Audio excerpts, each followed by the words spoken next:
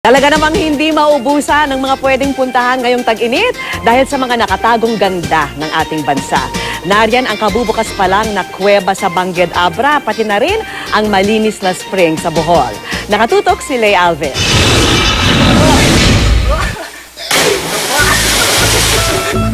Sino ba namang hindi gaganahang mag-dive sa malinis at malamig na tubig ng Kanawa Spring sa Bohol? Halos 5 kilometro lang mula sa barangay Kanawa, pwede nang magpapresko sa spring kung saan kulay aquamarine ang tubig. Tinawag na Kanawa dahil sa hugis nitong parang kawa na napapalibutan ng mga punong kahoy. Sabi ng mga residente, sobrang lalim daw ng tubig, kaya kahit ilang diver, bigo raw sisirin ang kalaliman nito. 10 piso lang ang entrance, kaya to sawang nag-swimming ang magkakatropang ito. Yung tubig dito malinis at saka malamig. Kakaibang gimmick sa tag-init naman bang hanap? Tara na sa Bangued Abra! Kabubukas lang sa publiko ang nakatagong ganda ng Pita Cave sa barangay Sapaak.